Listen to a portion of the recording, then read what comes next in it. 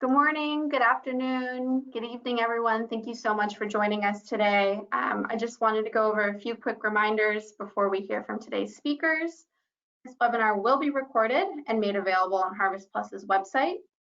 We'll make sure the link is sent to everyone after the event ends.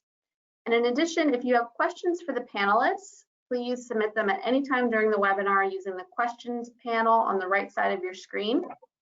You can also use the chat feature to share ideas, links to other information, connect with other attendees. But we would please request that you use the questions feature for questions for the panelists and the chat feature for everything else, so that we can make sure to get through as many questions as we can. If you're having any technical difficulties or you're using limited bandwidth to join today, we recommend that you do turn off the speakers' webcams so that you can improve your connectivity. And then with that, I'd like to hand over to my colleague and HarvestPlus CEO, Erin Baral, for a few introductory remarks. Erin?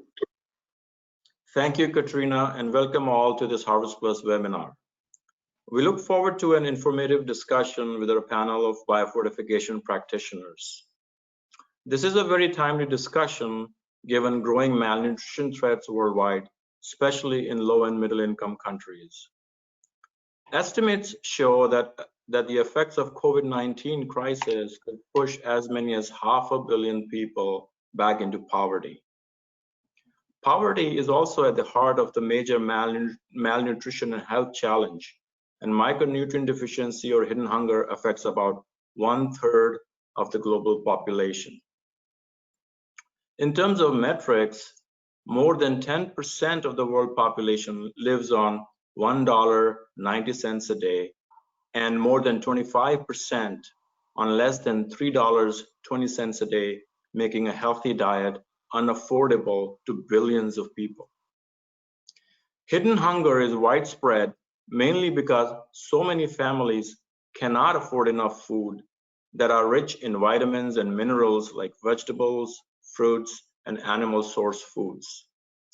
This results in serious health and developmental problems, especially in women and young children, preventing people from reaching their full potential.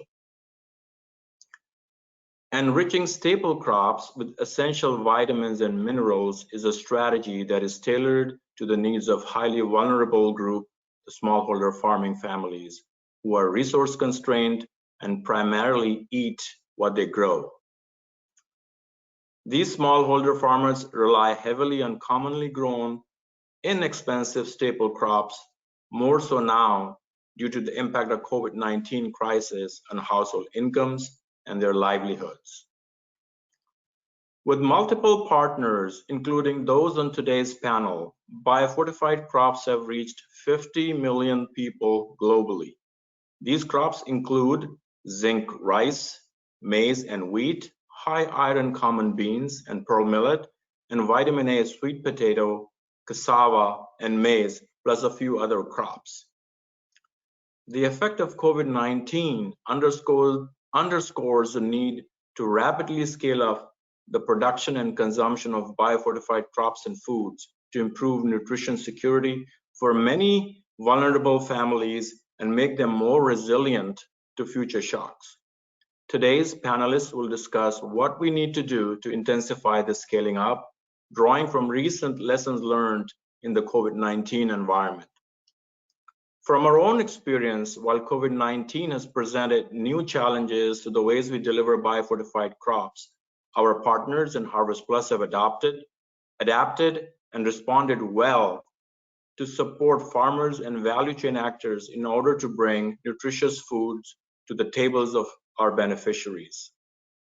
The pandemic's effect on food systems is also raising interest in many countries about biofortification as a cost-effective and practical nutrition strategy. For example, recently the government of Tanzania issued biofortification guidelines.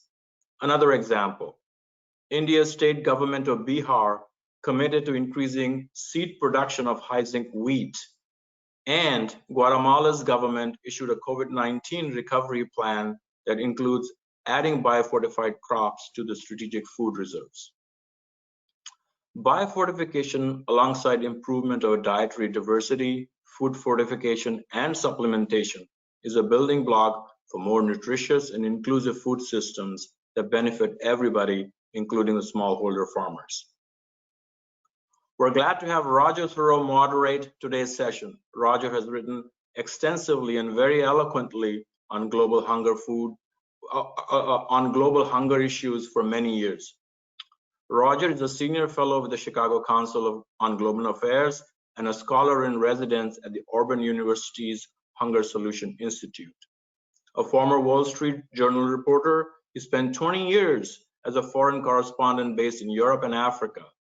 He and his journal colleague, Scott Kilman, wrote a series of stories on famine in Africa that were a Pulitzer Prize finalist.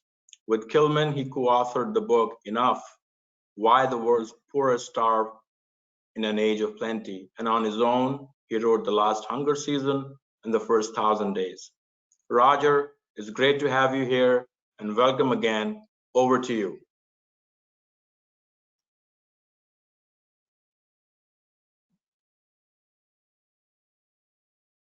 I knew I would do that. Unmuted.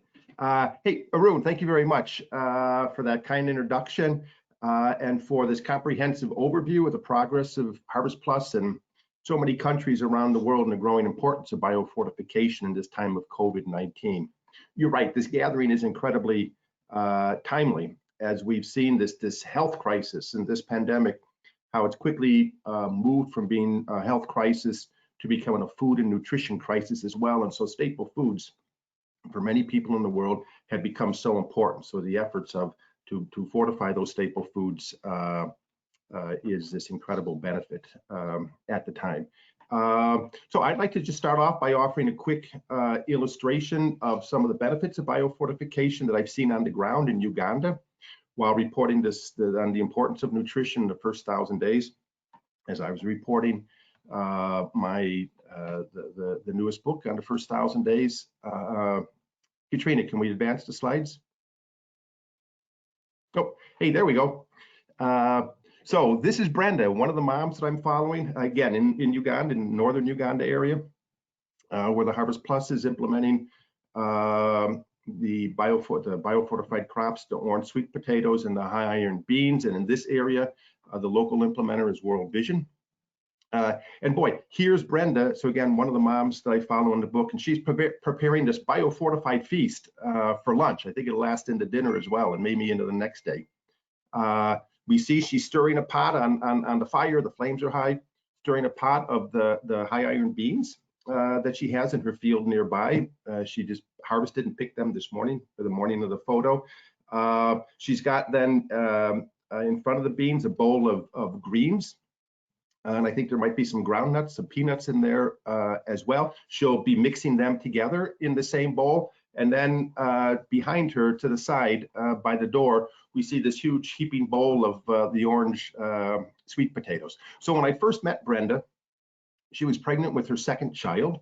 And she was telling me how this pregnancy was so much better than the first one. The first pregnancy, she was tired, dizzy, feeling sick a lot of the times.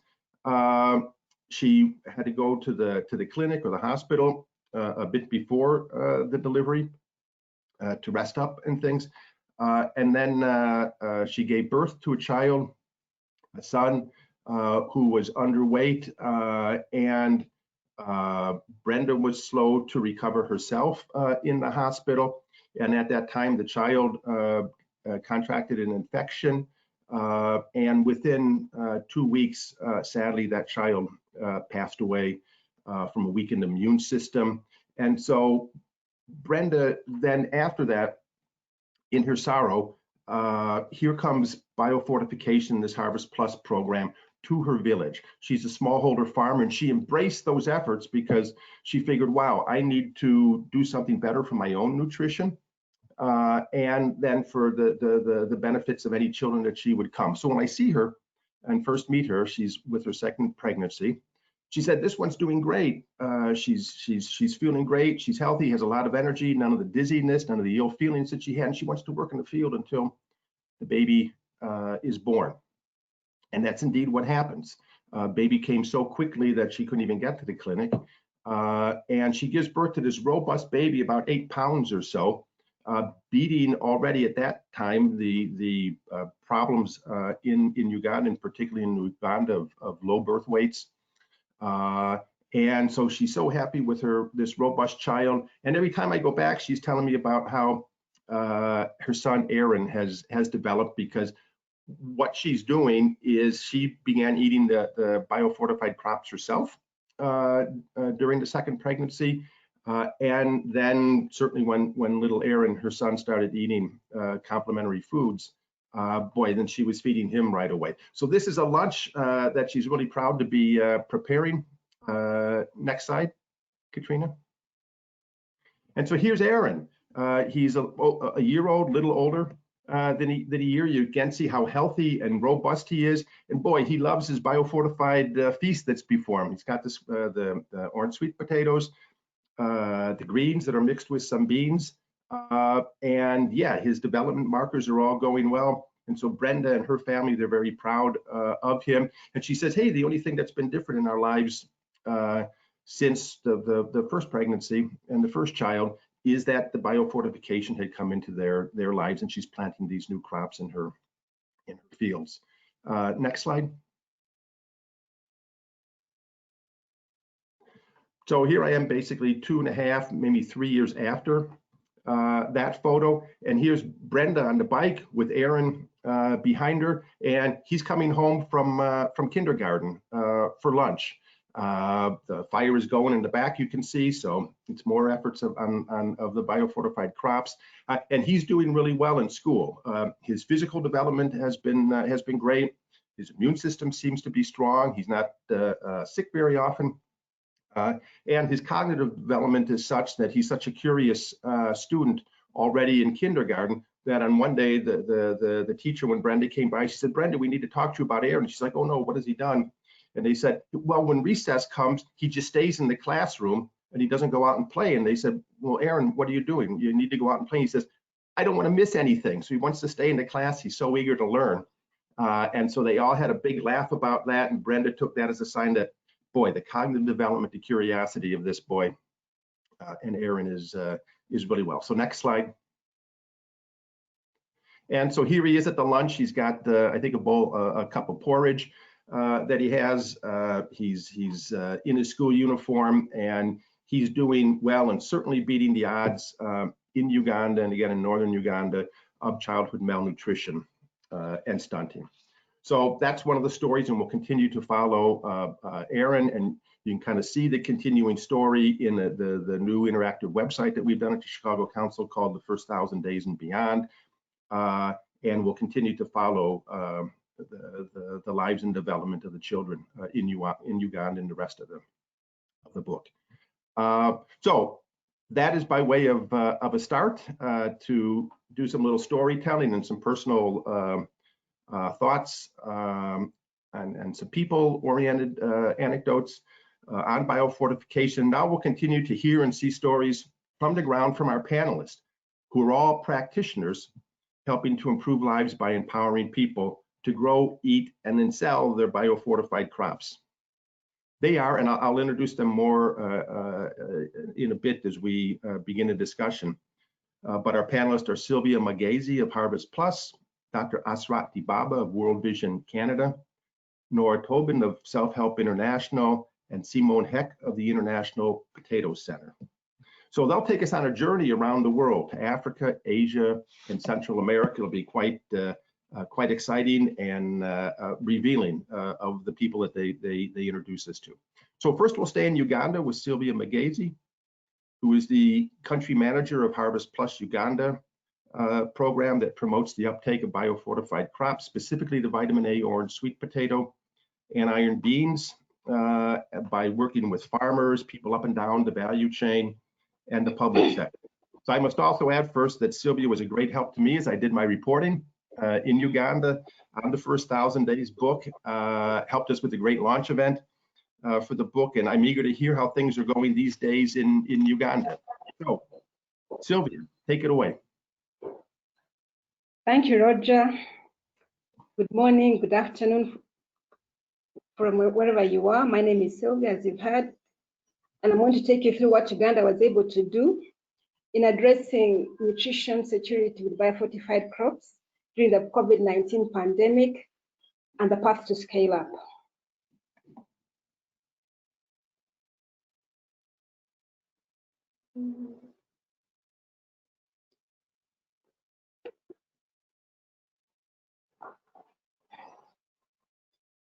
Sorry, I got lost around there.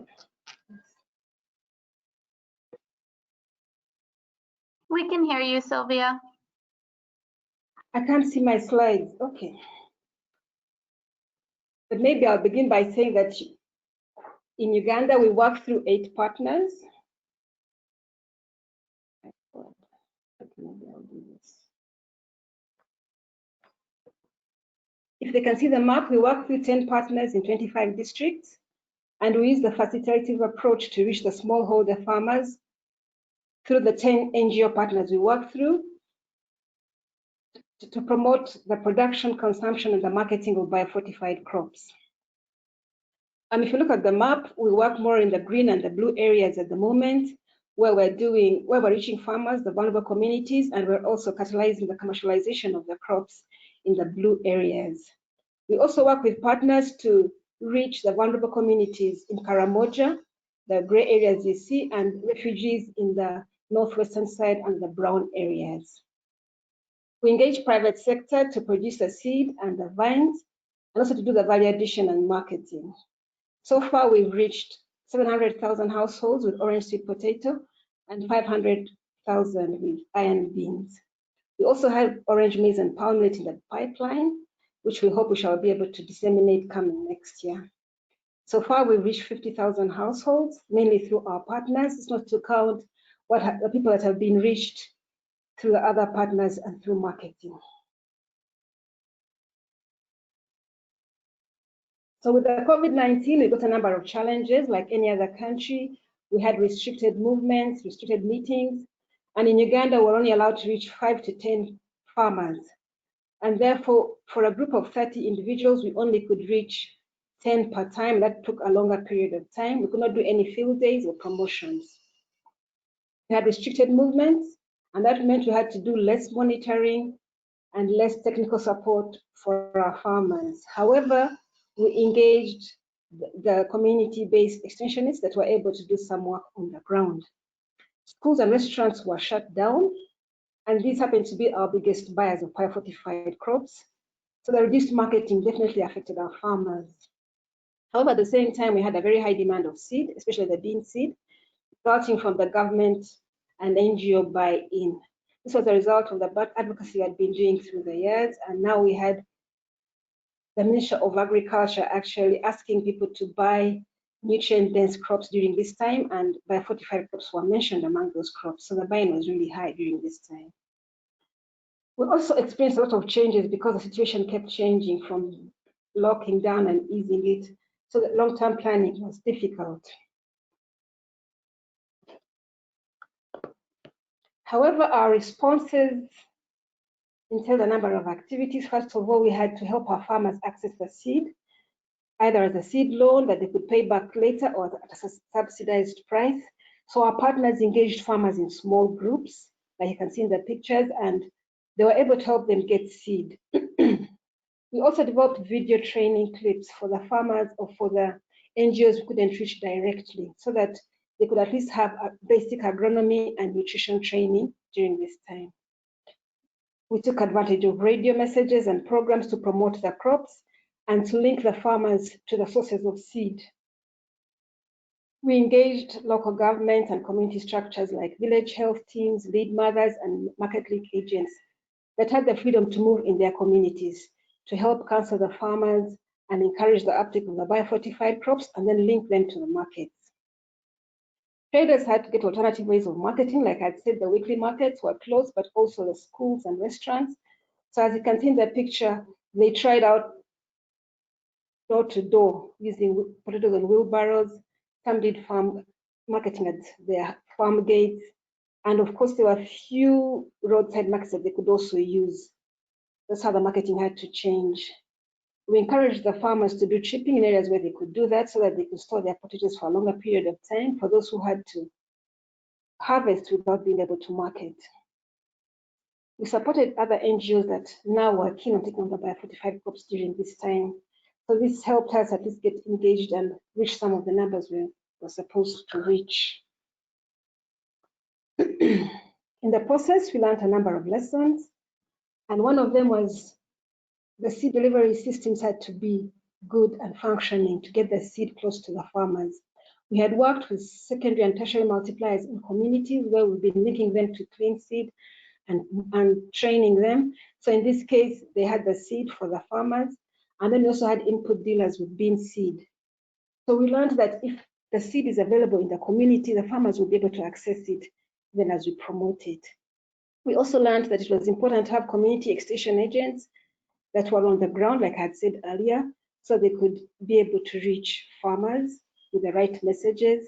And it's important to build their capacity even as you work with the other NGOs. We found that it was important to explore other communication channels, especially radio, for spot messages and radiogram clips, and also video training, like I mentioned. And then also the alternative methods for utilization, especially processing, drying for the sweet potatoes. This is because they deteriorate much faster. The beans can be dried and stored for a longer time. During this time, also realized that it was important to have digital technology to enhance linkages between the different value chain actors. Many people tend to shy away from digital technology, and because smartphones are not that easy to use, or they're not even easy to buy for some of our farmers. But we learned that if we have some key people overseeing these programs or overseeing groups of farmers, they can get this information and make it available to the people who want to purchase or the people who want to process. So this is something we want to invest in so that we can link the different value chain actors and be able to address the bottlenecks. Another lesson was engaging government and NGOs advocating for orange sweet potatoes and iron beans was really important, because a government program like OWC, Operations Wealth Creation, took on the orange sweet potatoes, and this caused made a great boost for the scale up. Other NGOs took on the beans, and we have an example of a program that bought 100 metric tons of beans. And this is something that we couldn't have dreamt would happen during this time. But of course, through engagement, we see that partners got more interested during this time, and it is important that we have biofortified crops included in policies and procurement guidelines. Then the last lesson learned was it was also important to have stakeholders and beneficiaries talking, because this is the way we got alternative ways of working. We learned from one another, and we're able to come up with innovations. So that was something that we want to scale up even as we continue with COVID-19. So to summarize this, it's the delivery systems, the building capacity of the local level extension agents, the different other communication channels and digital technology, and also the engagement of government. So with this, I'd like to say thank you to our donor USAID that has been our generous support through the years, and the different partners you see down there that have been our hands and feet on the ground. Thank you very much.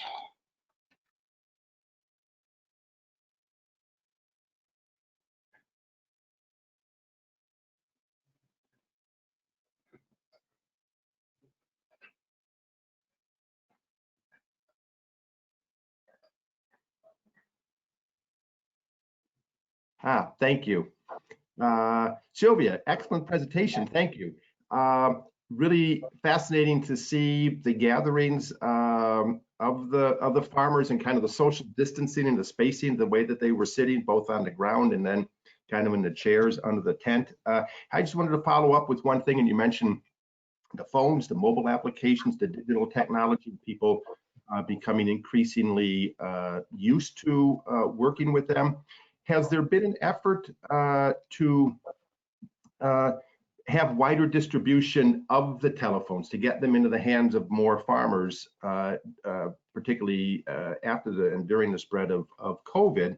And are people in Uganda developing more of the mobile apps to aid not only your efforts on biofortification, but agriculture in general? Thank you very much. There are programs that are trying to use the mobile phones. We haven't done that yet, though we've also started having developing a mobile app together with our partners for the vines. So this is something that we've seen can connect the different vine multipliers to the other farmers that need the vines. It is still new, but we hope that as the people get more accustomed to it, they'll be able to use it. It is slowly catching up, and we hope that with time, people will be able to take it up. Yeah, that's excellent to hear, and kind of this as things develop forward and technology then advancing to assist people in this time of the pandemic. So that's a really fascinating development. Sylvia, we'll get back and bring other points into the discussion as we go along, particularly the role of the government and government extension agents, and if this is kind of accelerated their involvement with the government programs of that we can all discuss more as a panel. But now we'll go to Dr. Asrat Dibaba, who's a medical doctor and a public health specialist with World Vision Canada, and is the chief of party of the multi-country Enrich program, particularly its maternal, newborn, and child health program, which obviously focuses on reducing maternal and child mortality by addressing malnutrition in the first 1,000 days of life. Yay! And has biofortification element in this program. Asrat. Thank you so much, Roger, for that kind introduction. And hello, everyone. Katrina, next slide, please. Today I will be sharing the experience of an Enrich program. As Roger said, it's a maternal, newborn, and child health program aimed at reduction of maternal and child mortality in 4 targeted countries in Asia and Africa. These countries, as you can see from the slide, are Bangladesh and Myanmar in Asia, and then we have Kenya and Tanzania also in Africa implementing this program. We have a public engagement component also here in Canada, through which we try to raise awareness about maternal, newborn, and child health situations in the global south among the public here in Canada. So this program is implemented in a consortia, and then we have these key partners, Nutrition International, HarvestPlus, University of Toronto, and Canadian Society for International Health. And the program is funded by the Government of Canada, specifically Global Affairs Canada. So the overall funding for this program is around 52 million Canadian dollars. And the program was launched in March 2016, and then will be completed in December 2021. There are a total of 1.6 million direct beneficiaries expected to benefit from this program, and about 80% of the total beneficiaries are women and children. Next slide, please. Today for this presentation, I will be focusing on Bangladesh, one of the 3 countries implementing the biofortification component. We are not implementing biofortification in Myanmar because there is no crop released in Myanmar, biofortified crop. Hopefully the crisis is coming soon. So the Bangladesh Enrich program is implemented in Tagorkan district in the northwestern corner of Bangladesh, as you can see from the map. And the target population for our Bangladesh program is 404,746 people. Out of these, girls account for around 69,000 and boys 72,000. And there are also about 170,000 women of reproductive age who will be directly assisted by the program in Bangladesh. Next slide. In Bangladesh, we are promoting zinc rice. The zinc rice is the biofortified crop promoted, and there are 2 varieties promoted in Bangladesh, the BRRI 62 and BRRI 72. These are 2 varieties with different zinc content and different other features. For example, the BRRI 62 is narrower shaped and which is liked by the communities, while the BRR 72 is more rounded shape. And the BRR 62 has a zinc content of 19.6 per kg, while the BRR 72 has 22.8 milligram per kg. So these two varieties are promoted in our target communities. And since inception of the program in Bangladesh, we were able to support a total of around 47,000 farmers. Specifically in this year, our fiscal year starts from October 2019 to September 2020. In this year in Bangladesh, we were able to support a total of 20,000 farmers with zinc rice seeds and technical support. And out of these 20,000 farmers, we were able to support 12,000 farmers during the COVID period from April to September 2020. We were able to achieve this number with additional support from Global Affairs Canada. For example, Bangladesh received a total of around 1 million Canadian dollars additional to support the beneficiaries in the communities, and a significant proportion of this additional amount was used to promote biofortification. And since inception, according to our output tracker, the total production of zinc rice is estimated to be like 17 metric ton by the end of August 2020. Next slide, please. So today I'll be focusing on, how we promote scale up and awareness and adoption of biofortification in our target communities. One of the strategies used to increase awareness and adoption is the use of change agents. So these are farmers who are identified based on their ability to learn new skills and also to address new audiences in their communities. And these farmers are also expected to work with a group of farmers to improve local farming practices. Usually they play a facilitative role and they work closely with our project staff and as well as also the government agricultural extension staff. And in Bangladesh, we have a total of around 5,300 change agents, and their farm is used also as a demonstration farm. And then they are supported with seeds, fertilizer, and also other agricultural inputs, including technical training. For example, Sirajul Islam is one of our change agents. Sirajul is 40 years old. He's a rice grower in one of the villages in the target area. He's married and has a 7-year-old boy. In 2016, Sirajul attended a yard meeting on zinc rice organized by Enrich and HarvestPlus local office. And then he was supplied with 3 kg of zinc rice. And during the first planting season, he was able to harvest 1,200 kg zinc rice.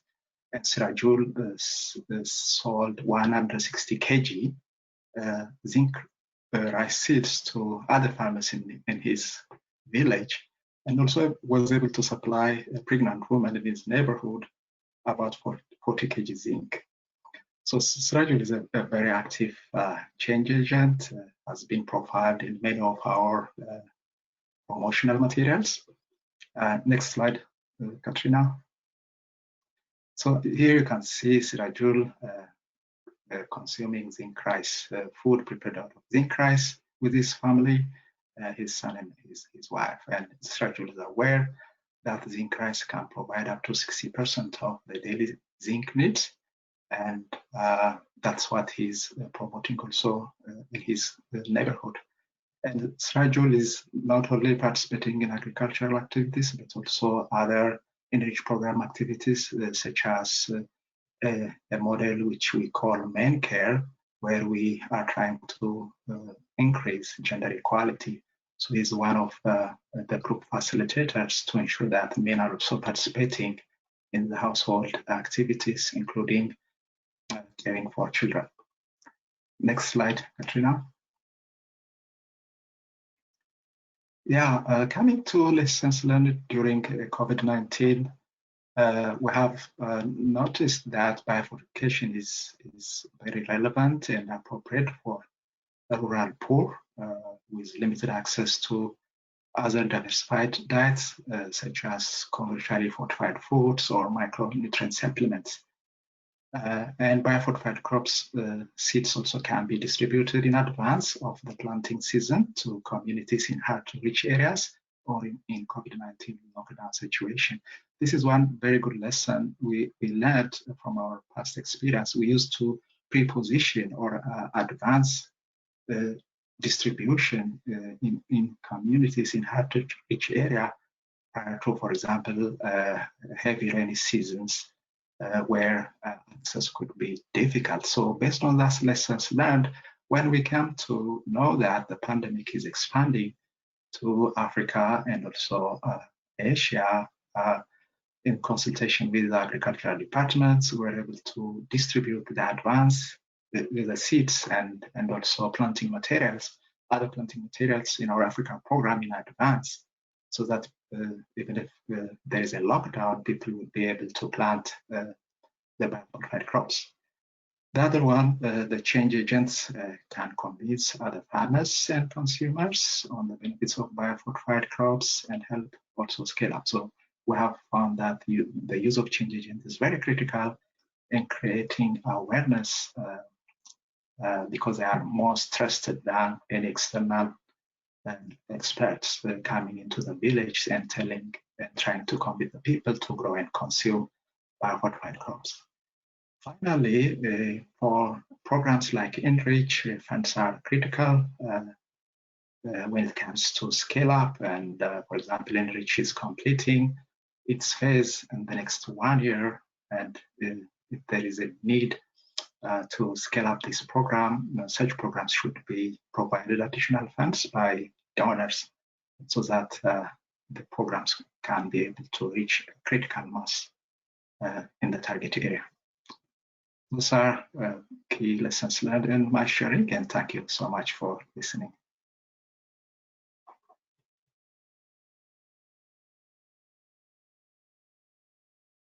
Thank you very much, Asrat.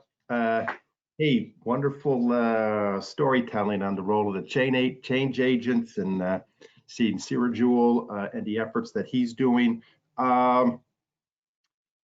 I'm just wondering, I mean, we all know that for a small farmer, the choice to change crops or to make that decision, you know, can be a very serious decision that they're making.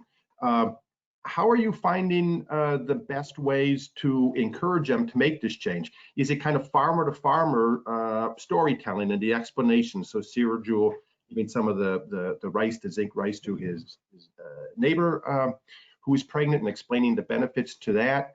You know, farmers learn from each other, in addition to folks like you that are in the ground talking about the programs. What are you finding is particularly effective in helping and encouraging the farmers to adapt and adopt the biofortified crops?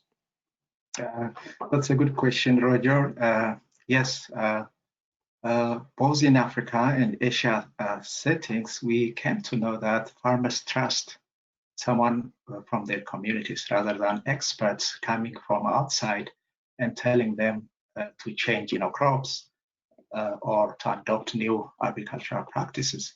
So that the use of these change agents was very instrumental in our scale up. We brought other farmers to see like Sirajul's farm and learn. And Sirajul was also able to testify the benefits, the nutritional benefits, as well as also like some zinc rice seeds are less disease prone, and there is also a better yield than the traditional seeds. So the testimonies from Sirajul and seeing, you know, their demonstration farm, those were very helpful to bring trust among the communities and help other farmers also to adopt the practice. So using, you know, these agents will really help in a scale up in a short period of time. Yeah, excellent. And do you find that the learning curve is fairly quickly? Yes, yes. Yeah, yes, it's expanding quickly. For example, in our Tanzania program, we're really unable to meet the demand. There is a high demand for orange flesh-spotted vines. We have primary nursery sites, secondary nursery sites. Still, we can't meet the demand because of this learning and adoption and high demand in the communities. So we're seeing, that's why I said, there is a need for additional fund. And now, at the 4th year of the program, as a chief of party, if I had to do this all again, I would allocate a significant amount of proportion of the fund, that 52 million, to biofortified crop promotion.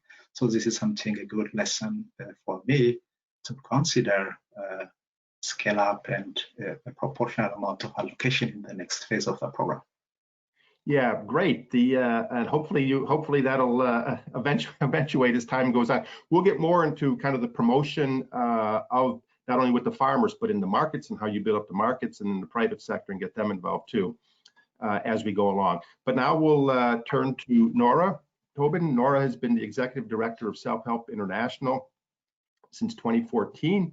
Her previous work focused on food security and youth development with the World Food Prize Foundation, where we've come to know the great work of the World Food Prize through the years, and for showcasing this and actually featuring then a number of the pioneers of the orange sweet potato as a laureate and the World Food Prize winners.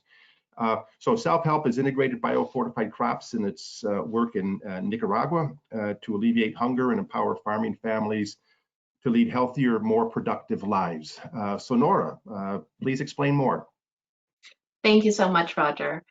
Really appreciate all of the work that you have done to elevate this cause and make sure that the small organizations like SelfHelp are able to access some of these good practices. And there are so many practitioners on the call today that have contributed to this body of knowledge. And so at SelfHelp, we really are a relatively small player. We work in Ghana, in West Africa, and Nicaragua, and Central America as an implementing partner. So really taking these good practices and getting them to the farmers. In the words of Dr. Norman Borlaug, taking it to the farmer. And so we've been able to partner with SIP and with HarvestPlus to integrate biofortified crops into core programming that is designed to address those root causes of hunger and poverty. So collectively, we're working across improving food security through good agricultural practices, women's empowerment, particularly economic empowerment, and promoting good nutrition and accessing clean water, all of which are key to improving quality of life for resource-poor rural farm families. And so as we integrate this work, we're working in West Africa, specifically promoting orange flesh sweet potato, particularly in the first 1,000 days. And Sylvia spoke so eloquently, and Roger, about the importance of that effort. So today we're going to focus more on our work in Nicaragua, specifically with high iron beans. The SelfHelp's agricultural strategy in Nicaragua involves helping farmers access better seed, particularly gardening seeds and staple crops. So quality protein maize, high iron beans, and zinc rice in particular, as well as working through community demonstration plots and that farmer-to-farmer model to teach better cultivation practices, which lead to better production so that families have sufficient food to meet their own caloric and nutritional needs, as well as to sell into the market. And in that way, it leads to better nutrition, both at the household level and in the wider community. So this work is truly very intersectional. But at its core, what we're doing is working to incorporate practical training with access to farming, access to financing and other productive resources to be able to put that training into action. And when we can pair biofortified crops with that improved agricultural training and the access to financing, you really see a significant difference for smallholder farmers in particular. So on the next slide, I want to introduce you to Isidro Aguilar, who is a leader of a community seed bank in southern Nicaragua. Isidro is on the right in the photo there with some of his family members, his wife and 2 of his sons. And Isidro is a community leader. and has been working for years with community seed banks to make sure that he's able to work with fellow cooperative members to be able to improve their yields and improve their collective marketing and really contribute towards that value chain development.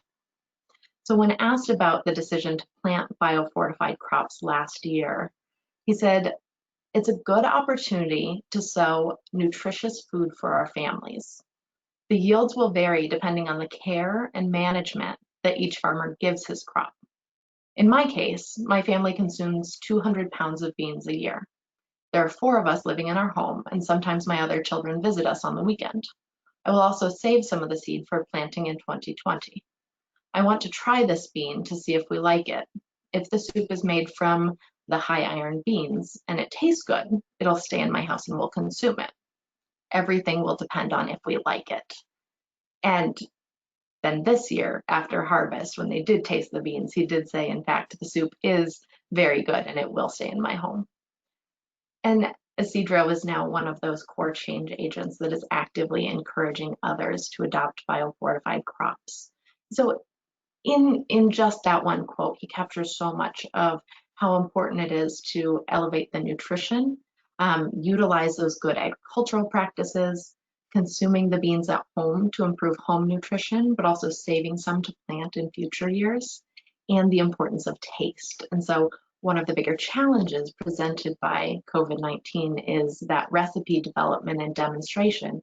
You know, when you can't bring families together safely, how do you still share and disseminate that reliable, accurate information? So as far as the biofortified high iron beans in particular, these beans are the Inta Nutritivo y Rendidor, and they are high in iron and in zinc.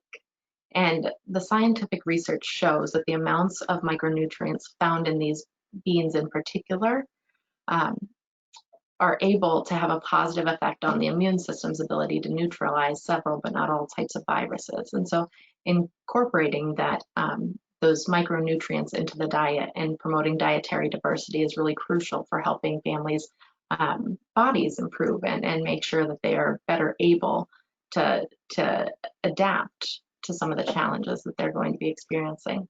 So in addition to those high micronutrients, these beans in particular are high yielding and pest resistant and adapted to the conditions. And so what that means is that during heavy rainy seasons, the bean pods themselves are really thick. And that means that they're not damaged by fungi. They don't have issues with germination. They're able to maintain those high yields. So making sure that the breeding is pairing the micronutrients with higher yields is really crucial in that research agenda. So in a normal year, the way we would work would be holding a series of field days with farmers who are cultivating the biofortified crops are gathered, and then practical training would be offered on improved sowing techniques, soil fertility, and prophylactic products. And the different members of our team that are responsible for agricultural technical assistance as well as for economic empowerment would come together to offer these integrated trainings for the farmers. But of course, this year has not been a normal year, and so there's a need for adaptations.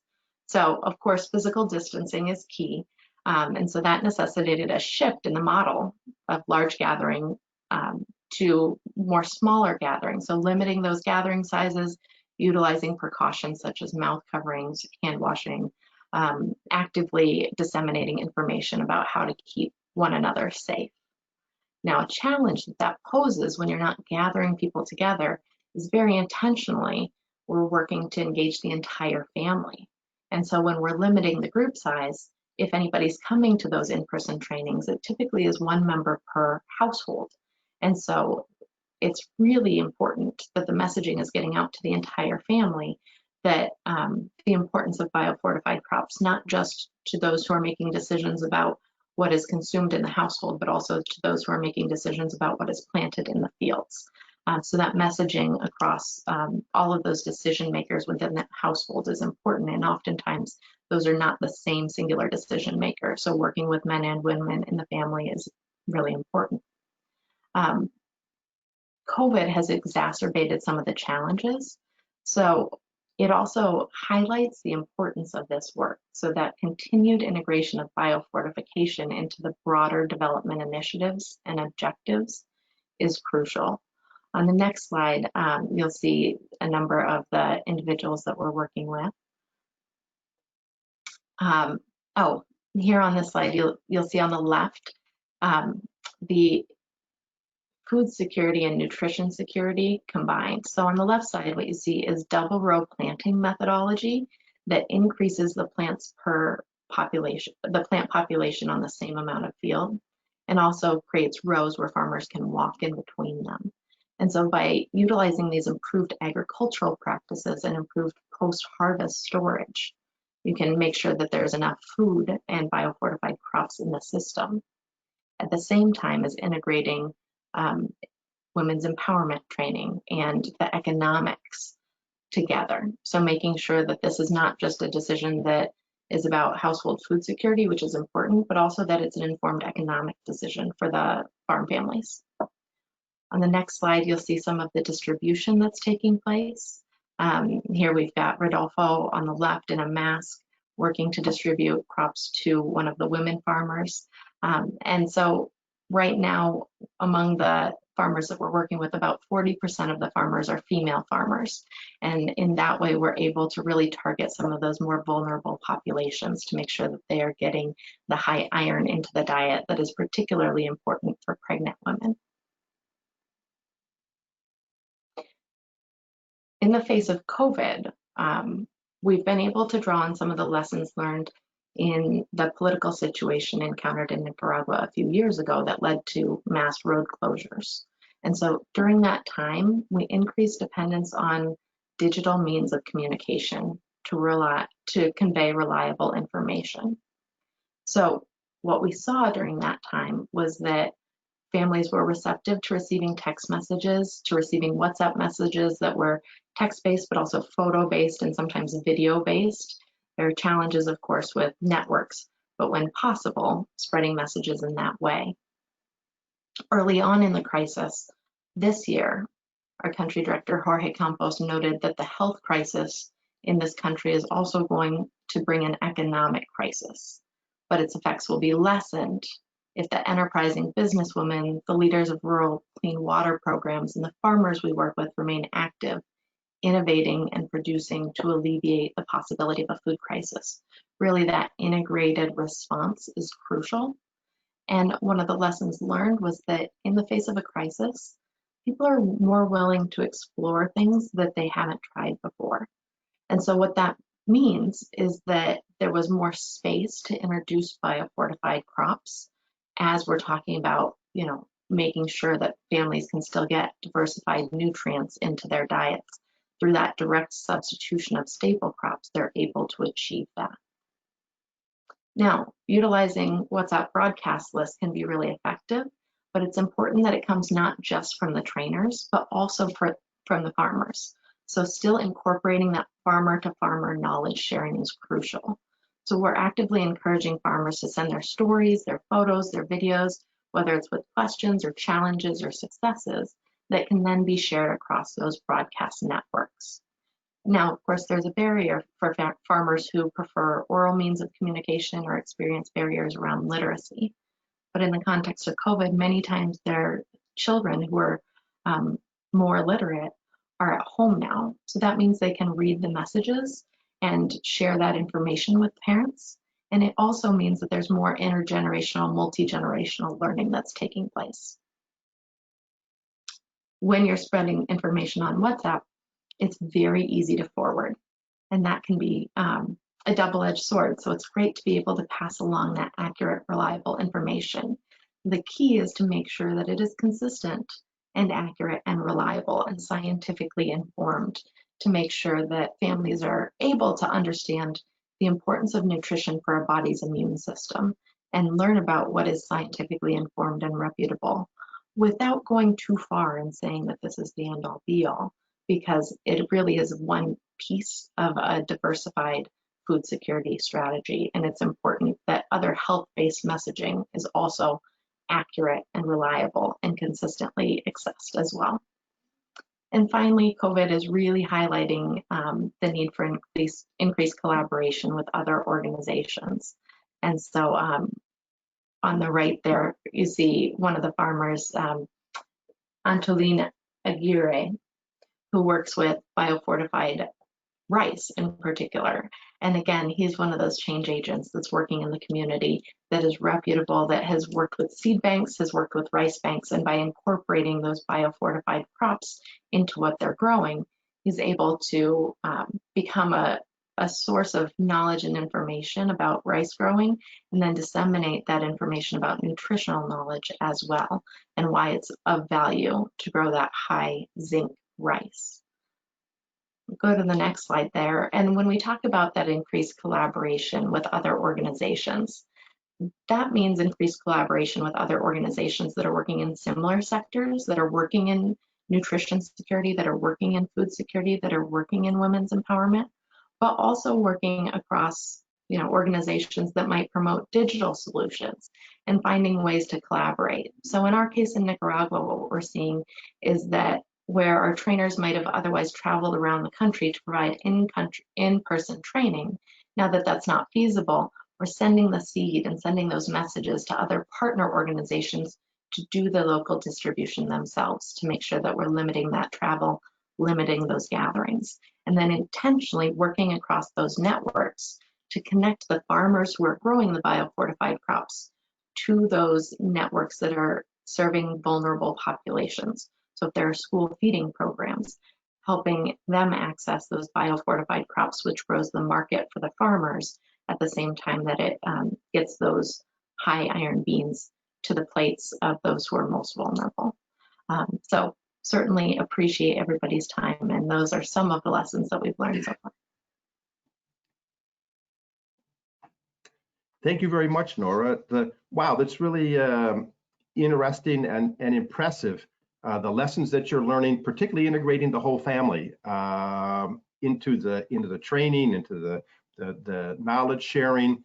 Like the anecdote about the taste is also important. So it's not just, hey, here's the agricultural benefits and the nutritional benefits, but the taste is good, and the taste is even better. And so, because that's a crucial component for the adoption of this. Hey, I'm wondering that kind of with all these new things that you're learning and new approaches that you're beginning to deploy during COVID, will you be incorporating these kind of after the health crisis is back and we're back to some kind of, you know, semblance of maybe going back to the way that you were doing? Are these lessons that will be incorporated, you know, into the future as well? Absolutely. I mean, certainly the ability to rely on digital communication and the willingness of people to receive messaging in that way means that there's new space to really scale up the work by not necessarily being the in-person trainer, but training the trainers and disseminating information more widely. So that can accelerate the spread of the information, which is crucial. It also means that as we think about long-term development strategies, continuing to highlight the importance of that nutritional messaging will continue to be a core. So incorporating the whole family as well as highlighting the value of that nutrition will continue to grow. Great. Yeah, it was great to hear that the children and their education, and particularly their levels of literacy, is really helping with this with the new digital frontier that a lot of these farmers are now entering and discovering. So that's a good role for them, and maybe gets them involved more in farming as well, and gets them excited about things. So thanks, Nora. Now on to Simone Heck, who's with the International Potato Center, one of the CGIAR research centers. Simone joined in SIP in 2012, was the Deputy Program Manager for Sweet Potato in Africa.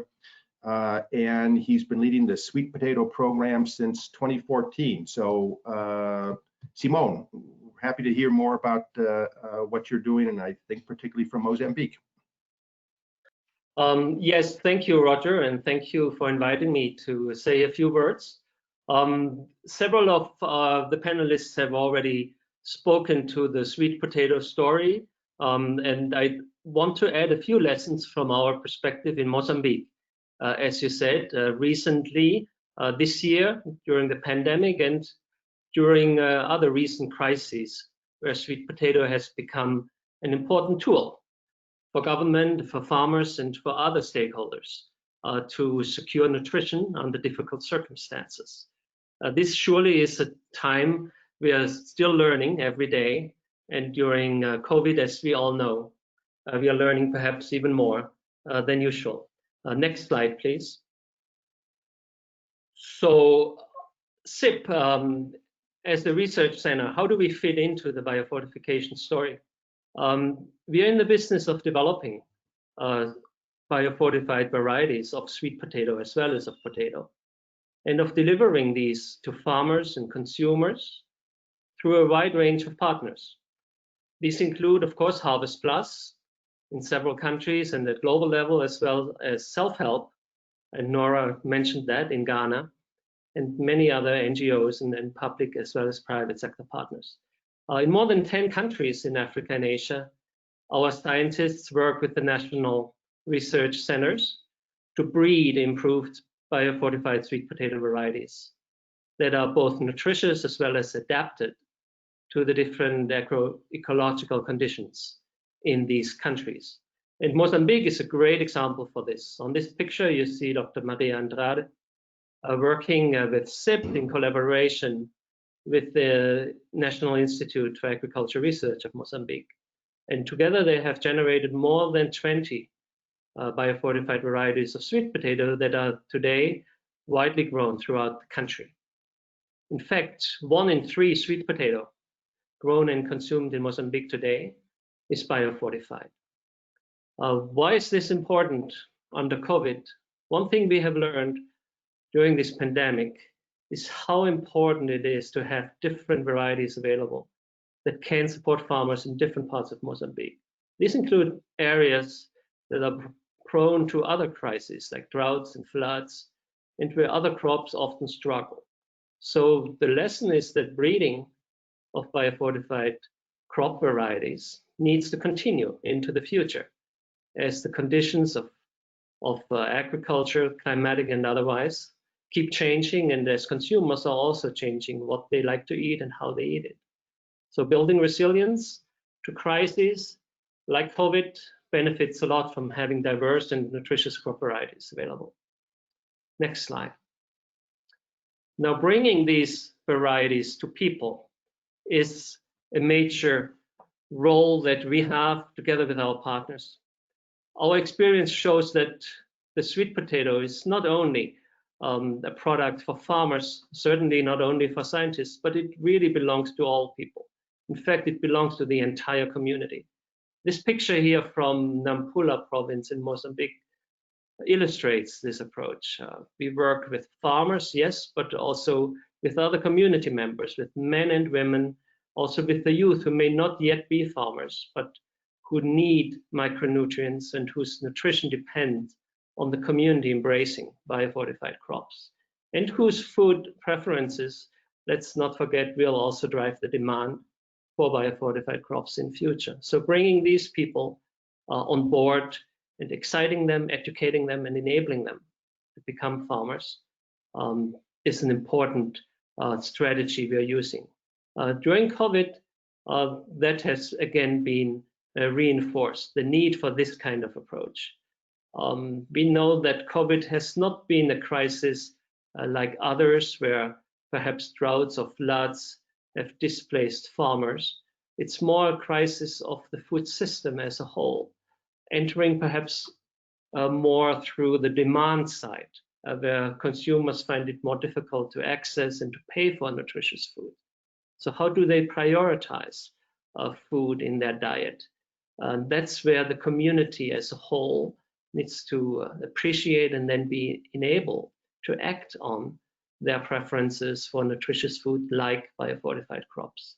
So anchoring the biofortified sweet potato in the entire food system from the start is very important. And that includes then also looking at some of the vulnerabilities, the inequalities in the community, and trying to target these more specifically. I will say a few words on that in a minute. The next slide, please. As we know, COVID is not the first crisis. It certainly is also not the first crisis people in Mozambique have to face up to, and it's not the first crisis where sweet potato has been called upon to help. In March 2019, that's not so long ago, the cyclone Idai hit Mozambique from the Indian Ocean, with thousands of deaths and hundreds of thousands of people losing homes and livelihoods. Government of Mozambique quickly realized the utility of biofortified sweet potato to come and help. And that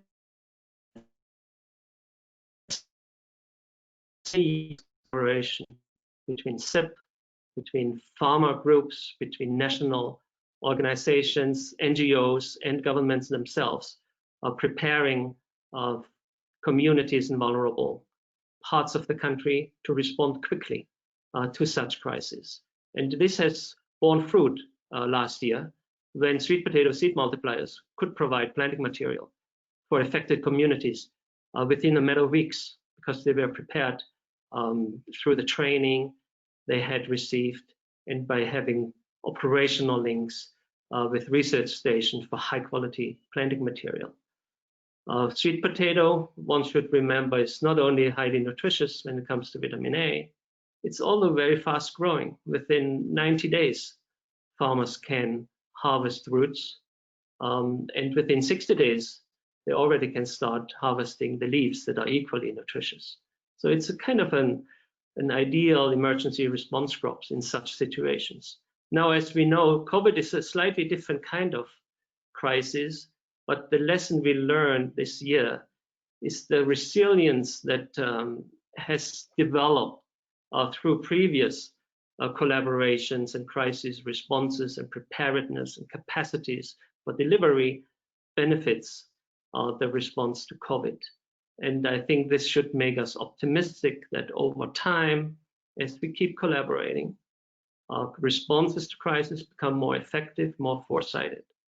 And this is a lesson, I think, to be discussed perhaps with the other partners and panelists on this call, to say, how can we build that into the future so that the next typhoon or the next cyclone rolls around, we have prepared ourselves even better.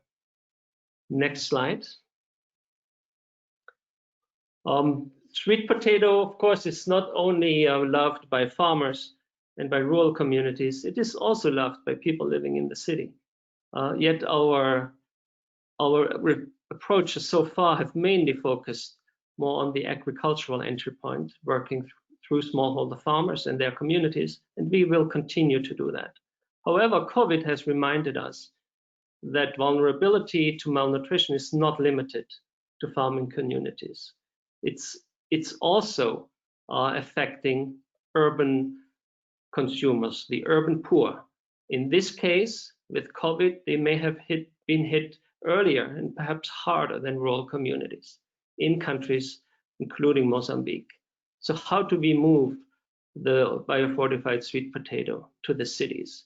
The answer is not that straightforward, but what we know is working with market vendors, like you see on this picture in an informal market in Maputo, most of whom will be women, is a key entry point for creating that demand and improving supply chains of biofortified crops into urban markets.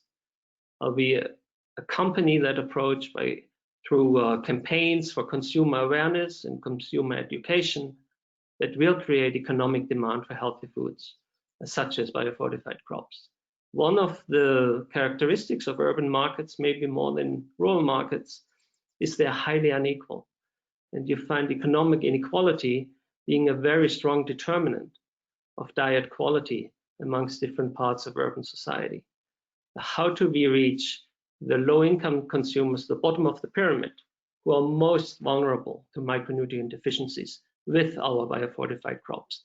That's the challenge we are currently working on, and where we need to work together, not just with agricultural partners, but also with partners who understand better the urban environment, urban society, urban food systems, and urban markets. Again, COVID has really reinforced the need to be mindful of these inequalities in the food system.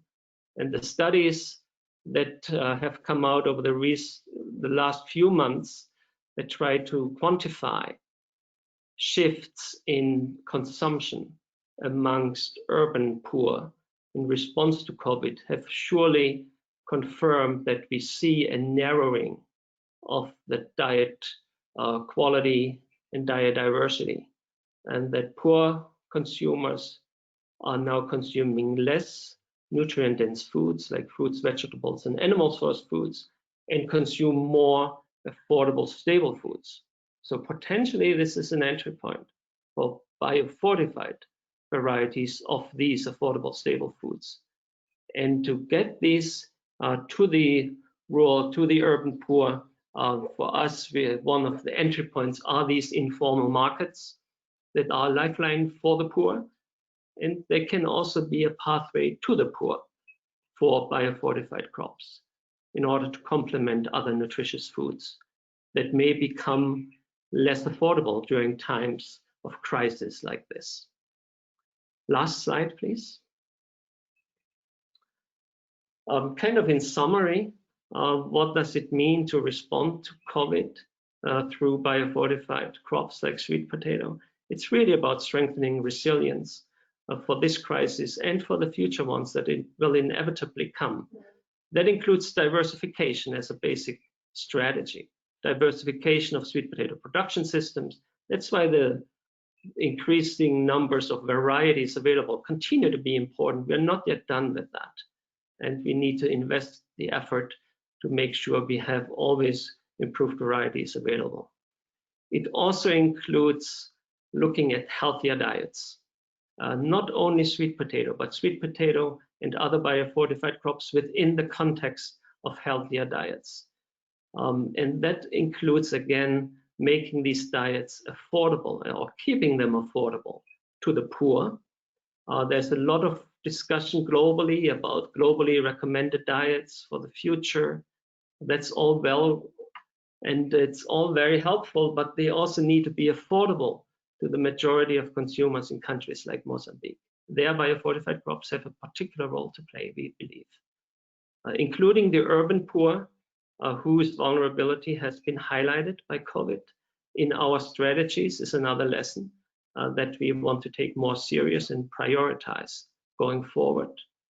And finally, on an optimistic note, I think, to say that this is also a time of opportunity to strengthen the focus or refocus on nutrition, both in agriculture and in other related sector.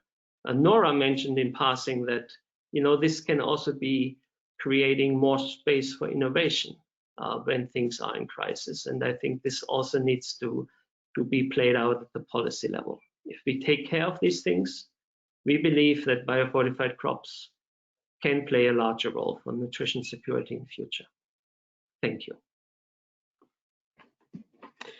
Thank you very much, Simone, and thank you in particular for pointing out how COVID has highlighted, has exacerbated the inequalities in the demographics in society, in the wealth gaps that we have, and particularly the needs in the urban centers and among the urban poor. And I just wanted to follow up. You were talking about the informal markets and the important role in them. Going forward, how are you creating these not only demand? And I saw that, and boy, your pictures of kind of the women. I think they were in the informal market, the vendors that were dressed in orange. Remember my first trip to Mozambique and to look at the work of Maria Andrade back when I was with the Wall Street Journal. And boy, everybody in the market, it was all orange. It was the orange shirts, the orange caps, the booth, the tables, everything was orange. The vehicles were orange. The street theater, everybody was clad in orange. And it was that messaging that orange is nutritious. Orange is health. Orange is mother's health. Orange is child health. Seemed to be really powerful and appealing. And then obviously the marketing to the farmers, or the instruction of them. But in terms of creating this demand in the market linkages, kind of what's the most important aspect of that going forward? Is it getting this demand and drive from urban consumers that, yeah, these are nutritious, they're really good for us? Is it the private sector to get them more involved? the secondary markets, the people that are then, perhaps they're the informal traders that are then turning the biofortified crops into bread, into biscuits, into all sorts of, and then the consumer products themselves. So kind of where is the kind of most important next steps on that front? No, thank you, Roger. And you, in a way, answered most of your question. I tend to do that. Thank you. Beyond the awareness creation, which continues to be important. And let's not forget, right, we're working in additional locations. There's a generational change. Things need to be said again and again. It is also working with the economic stakeholders in the market chain that starts with the farmers and organizing their supplies in a way that it can profitably reach urban markets without project facilitation in the long run, working with transporters, working with the vendors. Organizing these things for sweet potato alone can also be challenging. You know, and it needs to be an affordable food. So the margins may not be all that great for that crop alone. So how do we combine sweet potato market chains and investments in that chain with other crops to make it more profitable? That includes strategizing around locations of sourcing, maybe closer to the city in Mozambique. Of course, a very large country. Around Maputo is not the greatest place to grow sweet potatoes. So if it has to come from far, there are issues, but those can be addressed if we work with the transport sector, let's say, beyond the agriculture. Another example of how we have to bridge these divides and the barriers between sectors, and working with urban councils about markets and how can we raise the profile of nutrition in food markets by giving it a particular branding, particular profile that attracts consumers more regularly, and that can attract investments in storage, investments in presenting food in a way that attracts customers. Great. So, yeah, thank you. Yeah, well, thank you. And I'll just open that question up to kind of any of the other panelists that would like to talk about creating the market linkages and this drive and demand for biofortified crops beyond the farmers and the rural consumers. Sylvia, anything that you're seeing in Uganda or Asrat in the places you're working, or Nora in Nicaragua? Anyone can jump in. Sure, Simone, that's such an important question, because one of the things that we're seeing as we do that market chain and value chain development is that oftentimes the crops are sold at an affordable and accessible rate, which makes them similar in cost on the market to the other staple crops. So that's a really good thing for the consumer to be able to access them.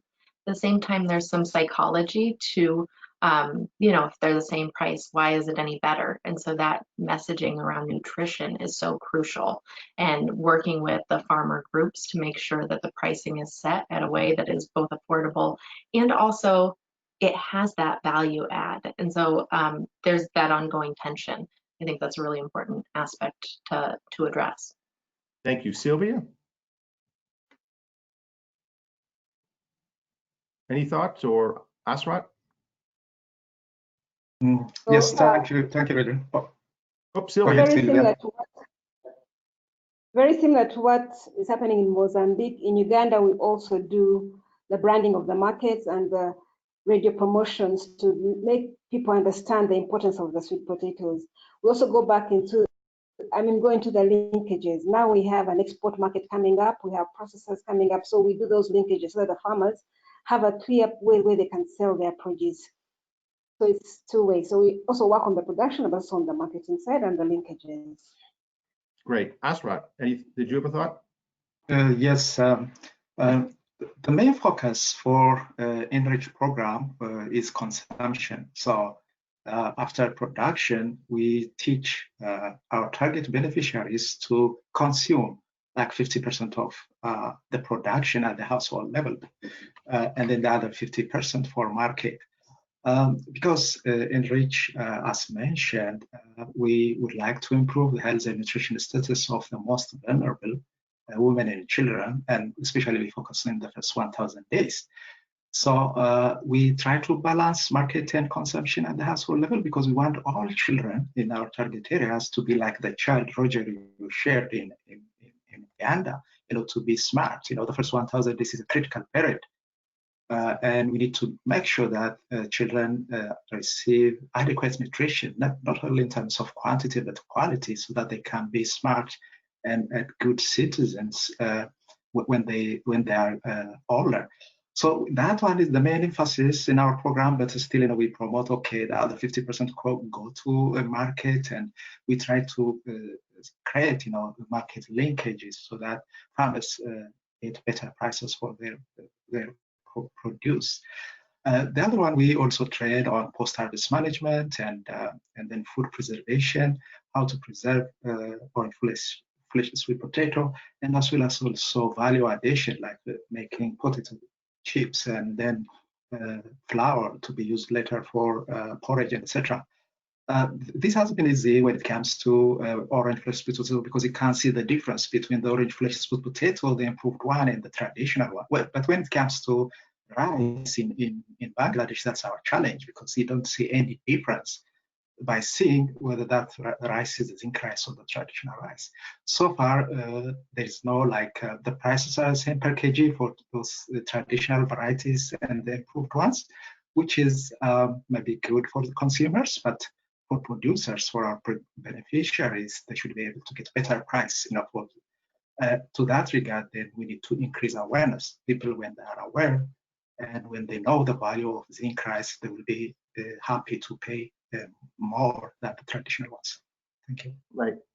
Thank you. Those were great answers. So I'm getting the next couple questions. We're getting quite a few questions from the audience, which is great. And if we don't get to your question, please send it along to harvestplus@cgiar.org. And then we can direct it to the panelist specifically or in general to answer it. One question that from Lawrence Kent, who's been a long time big backer of HarvestPlus and biofortification, I think from the fairly early days. Lawrence is asking a question that a number of others in the audience have asked, and it's a question about the opportunities that are there to kind of graduate from the way that seeds are now provided to from the various organizations and everything that you guys are doing to a more economically sustainable model where seed supply and sales become profitable and sustainable. So again, a drive from the seed companies and the ag industry to say, yeah, this is important. Let's get these seeds out, and that they become a big part of the mechanism as well.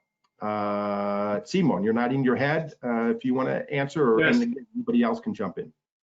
Sure. No, I mean, that is, of course, part of what we see happening. It is, in a way, not related directly to COVID, but COVID accentuates the importance of seeing that. And that is when we talk about resilience, it is not resilience through more and bigger projects or programs. It's really resilience in the food system and how to ensure biofortified varieties are fully integrated into these food systems, and so that similar to how other varieties of these crops are being multiplied and traded as seed planting material and then as produce, can also benefit the biofortified varieties. One of historically, if you will, one of the legacies we have is that it has been promoted, this biofortified technology, more from a nutrition public health rationale, which is all good and was extremely important. Now it needs to graduate or transition into having a more mainstream agricultural and economic commercial rationale. And that's certainly possible. It requires a structured transition that we see now happening. It can be seen first, perhaps more closer to those urban markets where the incentives for investing in particular varieties or quality of production and intensifying production can be seen earliest. Also around, you mentioned it in passing, the food industry getting involved in processing and demanding specific qualities of biofortified crops that would then for the farmer provide an incentive of investing in specific types of seed and planting material that then can trade it at profit. So we see the beginning of that, certainly for sweet potato. In other crops, maybe even further ahead. Excellent. Yeah, because that's an important factor in all of this. I'm going to ask a couple of questions. I'll throw them out there, and again, anybody can answer. Some have been briefly touched on. So Nora, Asrat, Sylvia. So kind of integrating the programs that you're doing with perhaps official government programs or wider community efforts. I'm thinking of like school feeding or family assistance programs, and how biofortified crops can be, and then the education that goes with it can be expanded. And then on Nora, I think you had mentioned this, and Asrat, on you mentioned WASH efforts, so water sanitation and hygiene efforts, that they're all integrated, that it's not just an agriculture program and a nutritional program that you guys are involved in and what biofortification is about, but it's all these other efforts that support it. Going back to my kind of original slides, little Erin, at one stage, she became very sick with dysentery because the water well went bad. And so kind of all the nutritional efforts that Brenda, his mom, was doing were kind of being undermined by these poor water and sanitary conditions. So what are you guys as practitioners doing on that front as well? So kind of those two questions, the efforts on the school feeding front, other community programs, and then how you integrate WASH and everything else into those programs. So I don't know, Nora, Sylvia, Asrat, if anybody wants to jump in. In Uganda, we have... Oh, Sylvia, go ahead, and then Nora. So I was saying that in Uganda, we have the biofortified crops integrated into a school feeding program that's being run by Ministry of Agriculture. So that has really has resulted in a lot of scaling out because of that. There's also another program that's doing a subsidy program still by Ministry of Agriculture, which has got the beans. So both of those crops are being scaled up that way. And maybe to answer Lauren's question, I wanted to say that with the clean seed for sweet potato, for example, we have seen the farmers' willingness to buy increase because the clean seed has got almost 5 times as much yield as the normal seed. So farmers are now willing to buy orange sweet potatoes. And then for the vines, because for the bean seed, they also buy because it's already through the formal system of the seed company down to the input dealers. So the willingness to buy seed is now increasing among our farmers, and we know that sooner or matter or less it will be the only thing that they'll be doing. Thank you. Nora, thank you, Sylvia. Nora? Yeah, as nonprofit partners, what we can do is create those linkages. And so making sure we're linking the farmers to those school feeding programs and providing those introductions, hearing from the school feeding programs, what is that demand, and making sure that the farmers are able to scale up to meet that demand, and providing the financing in between to make sure that they're able to meet that capacity. And in that way, we can lift them up together. And then what we're working on at a community scale is ensuring that our ag technicians, our clean water technician, our women's empowerment technician, they're all working collaboratively in these community trainings to incorporate all of it together. Because if you can get those nutrients into your body, but then poor water quality is undermining those efforts, it really undercuts it. And so intentionally working across the community to recognize that people are people, and they're not just farmers, and they're not just consumers of water. or school children or teachers, you know, working across that entire community level to mobilize that change to make sure that that clean water is paired with those improved nutrients. And it's not a 1 + 1 + 1 = 3. You really see a multiplier effect when you can integrate all of those efforts together in a rural community. Absolutely, thank you, because we see all these things happening at the same time for these families, and all these aspects everybody has mentioned, the gender equity, the empowerment of women, that is also a great factor and a driving force in the biofortification, both in demand and in the distribution and in the more nutritional aspects for the families. Asrat, I'll leave you with the final word if there's anything that kind of on any of these questions that you want to comment on. Very good. Thank you so much, Roger, for the opportunity. Enrich, it's a multi-sectoral program. We strengthen the health system. We work also to improve water and sanitation, and then we have this agricultural livelihood component, mainly the biofortification. So in addition to that, we work closely with the government line ministries, the Ministry of Agriculture, and then also the agricultural research institutes in each country. Now we can access planting materials and seeds directly from agricultural research institutes as World Vision. This linkage was created by HarvestPlus with support from HarvestPlus in the beginning. And in terms of seeds, farmers now can keep seeds when it comes to zinc rice and for the next planting season. And then when it comes to small sweet potato, we are now expanding the secondary sites, locating those secondary sites near water bodies so that you can use a small-scale irrigation to make sure that the planting materials are sustainably available in the communities. One thing, this Enrich program is implemented in the broader development program of World Vision. For example, in one district, World Vision implements a multi-sectoral broader development program for 15 years. So Enrich, short-term programs like Enrich, we are strengthening and building the capacity of other staff within World Vision so that they can take up such innovation and continue supporting the communities for at least 15 years, as long as World Vision is around. And in terms of WASH, we focus on point of use water treatment using chemicals. We don't do much on the hardware, but the COVID-19 now created an opportunity through the additional funding. We are doing water tracking, for example, in Tanzania. We are building hand washing points. And also hygiene materials like soap and etc. Sanitizers are distributed to target beneficiaries, the most vulnerable people in the communities.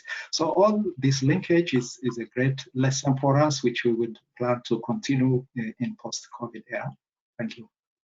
Thank you, Asra, and a great way of summing that up. I was just thinking myself that, yeah, all these things that we've learned and talked about in this webinar this morning, I think hopefully lines up for post-COVID, post-pandemic, to carry on the promise even more rapidly and with more gusto in the post-COVID period. So all these lessons that are being learned and all these new opportunities created, yeah, hopefully that bodes extremely well for the future then, once we're past all this. So we've reached our time. Thank you very much to everybody has joined. I've been keeping an eye on the attendees numbers. Everybody has been staying with us, so that's great. Thanks for the storytelling of all our panelists. It warms my heart as a journalist to see the stories of the people you're working with and the folks on the ground. Really impressive. And thanks for that. And so I apologize for not getting to all the questions. It was great to see all the questions come in, but we will follow up again. Any remaining questions or the ones that are here, Peter and Katrina will kind of farm them out to the various panelists. But again, any remaining questions, you can email to harvestplus@cgiar.org. And as Katrina said right at the beginning, the webinar has been recorded and will be posted on the HarvestPlus website for viewing at your leisure, for more research and more thought-provoking considerations as time goes on. So thanks to all our panelists and your great contributions and the great storytelling. Thanks to HarvestPlus And thank you all, above all, for tuning in. So we'll see you all again on the next webinar as that comes along. So thank you. Appreciate it. Bye. Thank you, Roger. Thank you. Appreciate it. Bye, everyone.